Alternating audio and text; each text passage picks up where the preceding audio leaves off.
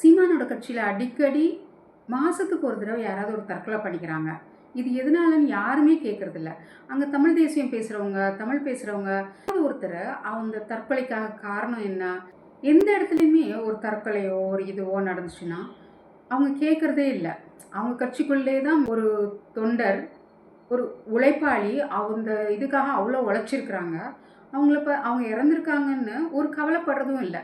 ரீசெண்டாக ஒரு பையன், சின்ன பையங்களாம், சின்ன பசங்க பிறக்கிற குழந்தைய இன்ஜெக்ஷன் வேக்சினேஷன் போட்டு நம்மளை மாற்றி விட்டுறாங்க. அப்புறம் குழந்தை பிறந்தோடனே சாக்லேட்ஸு அது எல்லாம் கொடுத்து அவங்கள மாற்றி விட்டுறாங்க. அப்புறம் இந்த டீனேஜ் பருவத்தில் ட்ரக்ஸு, போர்னோகிராஃபி இது. அதுக்கப்புறம் ட்ராப்பிங் தெம் வித் விமென், பெண்களை வச்சு ஹனி ட்ராப் பண்ணுறது. இது பிஸ்னஸ் வரைக்கும் கூட போகுது. அதுக்கப்புறம் இண்டிவிஜுவலாக ஒவ்வொரு இடத்துலையும் இந்த மாதிரி மாற்றி மாற்றி ஏதாவது பண்ணுறாங்க. அந்த மாதிரி தான் இந்த தமிழ் தேசியம்னு இந்த இளைஞர்களை எல்லாம் அட்ராக்ட் பண்ணுறது இந்த சீமான் மாதிரி ஆளுங்க. அவர் என்ன சொல்கிறாரு, நான் தான் தமிழுக்காக, தமிழ் தான் நான் தான் தமிழ்ன்ற மாதிரி பேசுகிறாரு. இதில் மயங்கிடுறாங்க எல்லா இளைஞர்களும். ஆனால் அவங்களுக்கு தெரியறதில்ல இது ஒரு ட்ராப்புன்னு. அவர் உண்மையான இவர் தமிழர் இல்லைன்றது, உண்மையான தமிழர் அவர் இல்லைன்றது அவங்களுக்கு தெரியலை. அவர் ஒரு தெலுங்கர், அவருக்கு கீழே இருக்கவங்க எல்லாருமே தெலுங்கு ஆட்கள். அவர் 2 தெலுங்கு பெண்களை தான் பக்கத்தில் வச்சுக்கிட்டு இவங்க தான் என்னோட பாளர்கள் அப்படின்லாம் சொல்கிறாரு. பொறுப்பாளர் தகுதியெல்லாம் தெலுங்கர்களுக்கு மட்டும்தான்.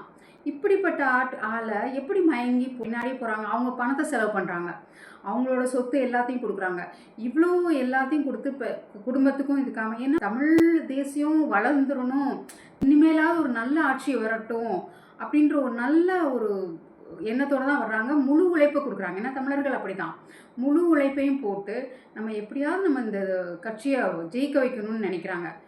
வீட்டில் ப்ரெஷர், வீட்டில் பயங்கர டென்ஷன் ஆகுது. ஏன்னா வீட்டில் சொல்கிறது இல்லை, பிரச்சனை ஆகுது, வீட்டை கவனிக்கிறது இல்லை. அப்படி வரும்போது ஒரு பாயிண்டில் அவங்க தற்கொலை பண்ணிக்கிறாங்க, இல்லை இவங்களே ப்ரெஷர் பண்ண வைக்கிறாங்க. இந்த யூதன்கள் தான் ரெடியாக இருக்காங்களே ப்ரெஷர் பண்ண வச்சு அவங்கள தற்கொலை வரைக்கும் தூண்டி எந்த கடைசி வரைக்கும் போகிறாங்கன்றது பார்க்க வைக்கிறாங்க. இந்த சமர் படத்தில் வருதில்ல, அதே தான்.